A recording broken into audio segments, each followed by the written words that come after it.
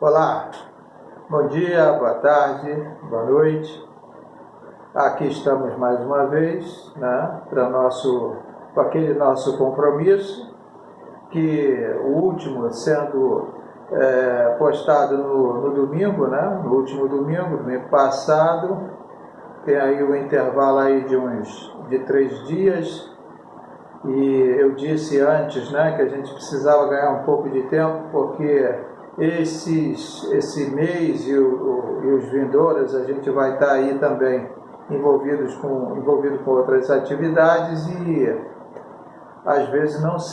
quase sempre, né, não será possível postar algum tipo de vídeo diariamente. Então, tem esse intervalo aí de 3 dias entre o domingo e este vídeo que está sendo agora exibido. E por força, né, da luta diária, da correria do dia a dia, da vida secular, a gente está assim nessa situação. Mas eu quero agradecer desde já a sua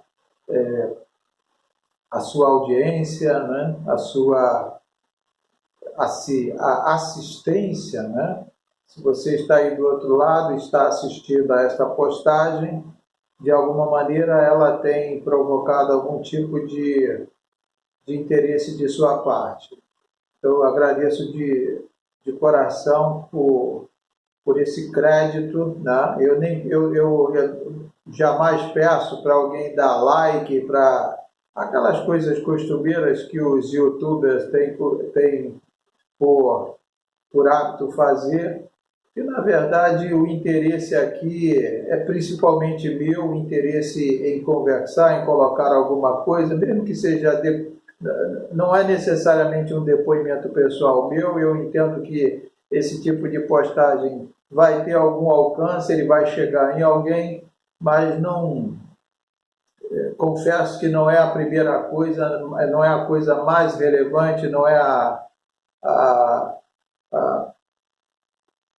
coisa principal que eu estou buscando aqui. Eu estou buscando aqui realmente uma espécie de diálogo, de conversa, e seja lá onde esse diálogo e essa conversa chegar, eu vou me dar por satisfeito. Então, eu agradeço demais a sua colaboração, né, em estar aqui assistindo, dando um crédito, né, neste vídeo que está sendo postado neste momento. E como não podia deixar de ser, nossa conversa é sempre sobre igreja ou teologia. E como nós temos tido uma avalanche de situações, né, que perpassam, que atravessam a igreja, né, os protestantes de um modo geral, e a gente precisa ter consciência de que há alguma coisa de errado dentro da igreja evangélica e protestante, e eu vou falar de Brasil porque é o contexto onde eu estou inserido, é o contexto onde eu me vejo também na condição de pastor, e por isso mesmo eu não tenho por que falar de outros arraiais, de outras situações ou de outros contextos, senão aquele no qual eu mesmo me sinto envolvido e onde eu me encontro neste momento. Então é interessante que eu já até falei que a questão do protestantismo, principalmente esse protestantismo de origem norte-americana, de influência norte-americana, a tendência dele, né, nunca foi de fragmentação, mas de pulverização. Hoje, principalmente em termos de Brasil, você vê essa herança também trazida desse contexto evangélico americano de pulverização daquilo que a gente chama de protestantismo, e é muito comum que nessa pulverização dificilmente você vai reconhecer alguém. Eu falo isso por experiência pessoal, dificilmente eu reconheço alguém que fala em nome da igreja, como se a igreja fosse essa coisa monolítica que essas pessoas se dizem representantes, né? Então, a igreja não é essa coisa monolítica do ponto de vista do protestantismo, a igreja não como aqueles que se imaginam no contexto de suas lideranças essas pessoas sequer têm a autoridade para falar por um grupo maior que não seja o seu. E às vezes a gente vê, não vou ser, como eu disse, eu não gosto de citar nome, mas vocês sabem do que eu estou falando, de pastores, de líderes evangélicos dizendo que não adianta fulano, não adianta este ou aquele grupo político vir nas igrejas, porque nós não vamos abrir as igrejas para vocês, nós estamos fechados, como se essas pessoas fossem verdadeiros coronéis ou mandassem nesse curral, com licença da palavra, nesse curral, né, que fica aparecendo sem ser, que fica aparecendo sem ser a Igreja de Cristo. Então, a gente precisa ter consciência disso. E uma outra coisa que eu aprendi, não tem muito tempo isso, e na minha experiência de ministro da palavra, eu tenho um amigo que é presbiteriano, pastor presbiteriano também há muito tempo, e ele estava dizendo, numa das conversas que a gente tinha, conversas pastorais, ele dizendo que os cultos da igreja dele, a primeira coisa que ele faz e que ele sempre fez é pregar o evangelho para a sua membresia, para a sua congregação. Ele prega o evangelho para a sua congregação. E é o que realmente nós devemos fazer. E por uma simples razão, nós pregamos o evangelho, nós temos que pregar o evangelho para a nossa membresia, para o povo de dentro da igreja, para que o povo de dentro da igreja, para que a membresia das nossas igrejas cada vez mais tenha a consciência de que nós somos pecadores. Que não adianta eu dizer assim, eu lá no passado aceitei Jesus, eu me arrependi dos meus pecados, ele me salvou, mas eu continuo sendo pecador, eu continuo estando na condição de pecador e eu preciso ter consciência de que estar na igreja significa que eu fui alcançado, eu fui objeto, sou objeto da misericórdia divina, eu fui alcançado pela graça divina e eu ainda aqui na minha condição de pecador, nessa condição de pecador, eu sou um pecador que fui remido ou redimido pelo sangue de Jesus. E isso dificilmente hoje você é capaz de ver, você é capaz de testemunhar esse tipo de coisa dentro das igrejas e efetivamente nas pregações que são também, né, realizadas dentro desses arraiais, dentro desses contextos de igreja. E aí eu me lembro até de uma passagem bíblica, né? A gente precisa também correlacionar tudo isso que a gente está falando a alguma questão de origem bíblica. E a própria Escritura Sagrada, primeira epístola, por exemplo, de João, capítulo 5, verso 19, nessa primeira epístola, e especificamente neste verso 19, João está dizendo o seguinte, ele conclui dizendo, o mundo jaz no maligno. O mundo jaz no maligno. E a gente tem que ter consciência disso. O mundo jaz no maligno. Aquelas pessoas estão irremediavelmente perdidas. É claro que elas também continuam sendo objeto da graça divina, precisam ser objetos da graça de Deus que acontece via a pregação do Evangelho, mas nós não podemos esquecer que o mundo, ou aqueles que estão de fora da igreja,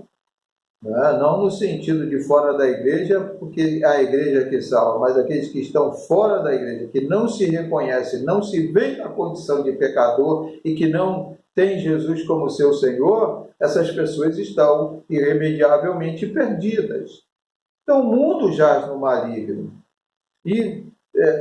pregar o Evangelho, porque você quando lê, você vê, por exemplo, as epístolas de Paulo, quando Paulo escreve, principalmente epístolas como Corinto, a igreja de Corinto, em que ele está falando de situações, condenando até determinadas situações ou práticas que ocorrem dentro daquele contexto de igreja, Paulo está chamando a atenção daqueles crentes, dizendo que eles são carnais, mas Paulo não está, em hipótese alguma, negando que eles foram alcançados pela graça divina, mas eles são ainda crentes que são comparados a uma criança, que ainda tomam leite, que precisam ainda daquele alimento mais sólido, mas por causa dessa meninice, dessa infantilidade espiritual, eles ainda se alimentam de leite. Mas Paulo não nega a questão da fé e a questão da experiência de conversão que ocorre com aquelas pessoas, ainda que em algumas situações Paulo vai recomendar que determinadas pessoas, inclusive aquela situação do incesto dentro da igreja de Corinto, que aquela pessoa fosse tirada do seio da congregação. Mas a pregação do evangelho é efetivamente uma pregação que ocorre e precisa ocorrer principalmente dentro da igreja. Por esses motivos que eu tenho colocado aqui. Porque todo dia, eu preciso acordar, agradecer a Deus pela vida, por estar abrindo os olhos e amanhecendo, mas agradecendo a Deus, e ao mesmo tempo eu preciso olhar para dentro de mim mesmo e dizer, eu continuo sendo pecador. Um pecador remido pelo sangue de Jesus, um pecador alcançado pela graça divina, mas eu continuo sendo pecador. E uma outra situação, e agora eu citei 1 João 5,19, também uma outra situação é o que Paulo, especificamente falando de Paulo, na epístola em 2 Coríntios, a partir do 2 Coríntios capítulo 4, Paulo vai desenhando determinadas situações ali que tem acontecido no entorno da igreja, no entorno do que acontece fora da igreja e no mundo, e Paulo, nessa sua comparação, ele vai até mesmo dizer que aqueles incrédulos, aquelas pessoas que estão com os seus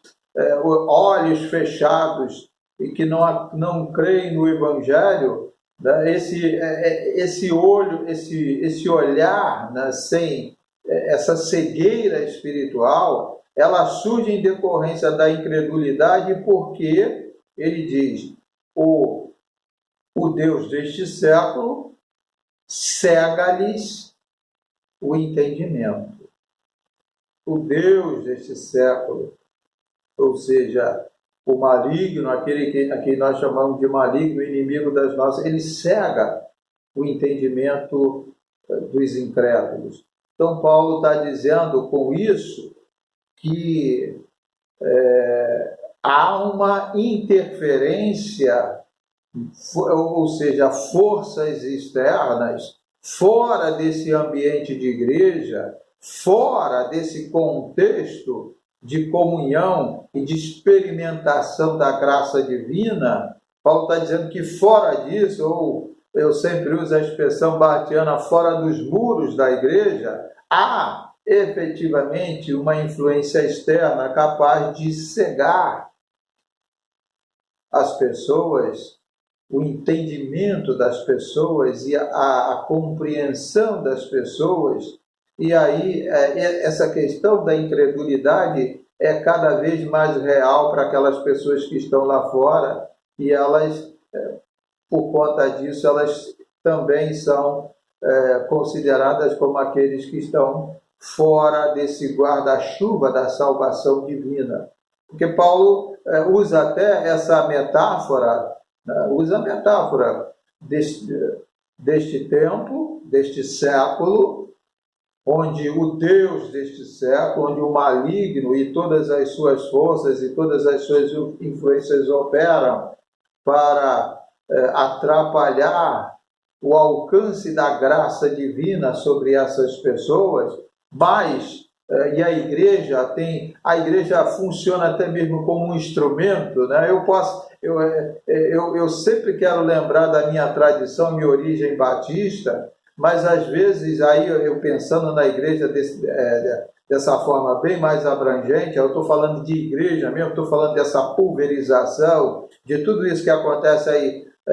atualmente com relação à questão do evangelho, estou falando dessa igreja que Paulo fala. Então, esse contexto de igreja que Paulo faz referência, onde nós estamos ali e que ali nós somos principalmente reconhecedores de que somos pecadores, que fomos alcançados pela graça e de que, de alguma maneira, todas essas influências negativas que acontecem lá fora, de alguma maneira dentro desses muros da igreja, há uma certa blindagem que nos protege, porque Deus nos abençoa, e essa igreja, ela é tanto bênção para nós e pode ser bênção para aqueles que estão de fora, porque ela pode se constituir, por isso que eu falei da minha tradição batista, né? Ela pode se constituir também num canal de bênção, que tem a ver com a questão sacramental, num canal de bênção para aqueles que estão do lado de fora e que precisam sim ser alcançados pela graça e pela misericórdia divina. Então, nós precisamos ter em mente, precisamos ter essa clareza nas nossas mentes e nos nossos corações de que, primeiro, a gente, e é uma outra coisa que eu quero chamar a atenção, se nós, eu vou bater muito nessa tecla, nós temos que chamar a atenção que precisamos pegar o Evangelho para os de dentro, para a igreja, para a nossa membresia. Isso é fundamental, nós temos que ter consciência dessa necessidade. E quando nós falamos isso, e principalmente nos dias de hoje, por tudo que a gente que podemos testemunhar com relação às nossas experiências até amargas dentro desse contexto de igreja, nós precisamos pregar. E se pregamos para a porta de dentro da igreja, é porque tem algo errado, tem alguma distorção dentro da igreja, que apesar de ser igreja, que apesar de ser um ambiente onde Deus nos ilumina com a sua graça, existem distorções, existem forças querendo entrar dentro desse contexto e alterar ou, de certa forma, mexer com as nossas estruturas. Então a gente precisa pregar para simplesmente fortalecer as bases da nossa fé, da nossa esperança e termos a consciência de que aquela promessa de Cristo no Evangelho de Mateus capítulo 16, de que as portas do inferno não prevalecerão sobre a sua igreja, de que isto é uma verdade cada vez mais real, de que isso é uma verdade cada vez mais entranhada dos nossos corações, de que realmente essas forças malignas, essas forças externas, todas essas interferências que vêm de fora não possam de alguma maneira provocar algum tipo de estremecimento em tudo aquilo que nós temos crido, que nós temos guardado, que nós temos conservado e que por isso mesmo podemos reputar como patrimônio da nossa fé. Então, o meu interesse, a minha expectativa em falar neste dia e fazer esse tipo de colocação é no sentido de que a gente continue pensando e repensando a igreja desde essa ação pastoral, dessa ação evangelizadora e principalmente de uma forma teológica em que nós conservemos esses princípios que agora há pouco eu acabei de dizer que é patrimônio da nossa fé, patrimônio de tudo aquilo que Deus em Cristo Jesus tem se realizado nas nossas vidas. Então, por hoje, não sei se vou ainda conseguir produzir mais algum vídeo deste dia, mas por hoje, que Deus nos abençoe e até a próxima.